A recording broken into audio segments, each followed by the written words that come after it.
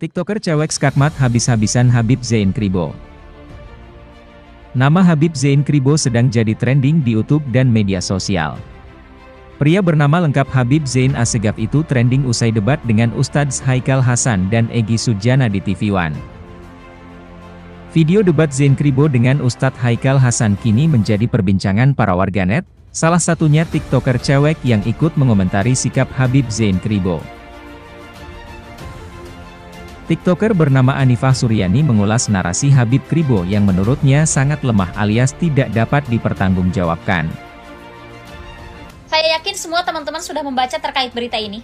Dan saya sudah melihat semua tayangan yang tentang Habib Bahar dari dua sisi yang dihadirkan oleh pihak TV One yang dipost 21 jam yang lalu. Di sini saya akan memposting beberapa potongan video dari video tersebut, tapi jika teman-teman ingin melihat fullnya, silahkan langsung ke kanal YouTube-nya TV One.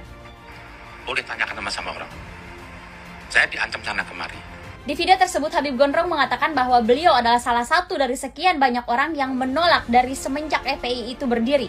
Sampai katanya beliau mengalami berbagai ancaman. Pertanyaannya, ancaman seperti apa dan bisakah ditunjukkan kepada masyarakat? Jangan sampai ini hanya narasi-narasi liar yang akan menjadi berkembang di kalangan masyarakat. Terima kasih.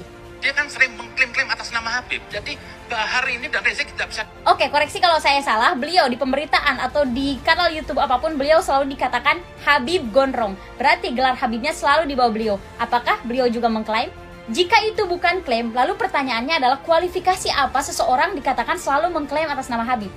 Dari etnisnya, kalau bukan Habib, nggak ada yang ikut. Menurut saya, masyarakat Muslim Indonesia yang mengikuti beliau tidak sesederhana alasannya karena beliau Habib. Kenapa? Karena Ustadz Abdul Somad, Agim, beliau bukan Habib, tapi begitu banyak masyarakat yang mengikutinya. Dan bahkan jika masyarakat Indonesia mengikuti seseorang hanya karena beliau memiliki gelar Habib, saya belum pernah melihat masyarakat yang mana yang mengikuti Habib ini. Mohon izin, mungkin saya yang tidak tahu, boleh ditunjukkan kepada saya. Gerakan Bahar ini sudah gerakan bukan Islam.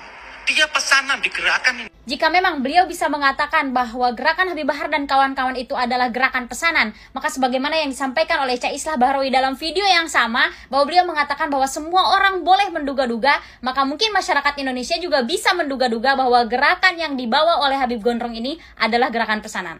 Bahar tuh bicara sendiri di kamarnya, atau bicara sama Pak Hasan Haikal berdua, saya nggak gubris.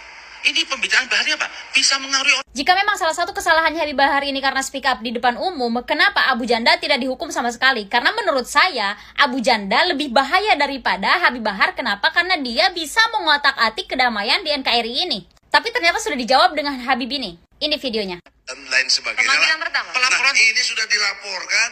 loh, tidak salah. Bertahun-tahun sudah diproses. Emang nggak salah kok diproses. Katanya tentang Bang Ade Armando, Bang Denny Siregar, itu karena mereka tidak salah, kenapa harus dihukum? Lalu pertanyaannya adalah kualifikasi salah dan benarnya menurut Habib ini seperti apa gitu, sehingga mereka layak dihukum.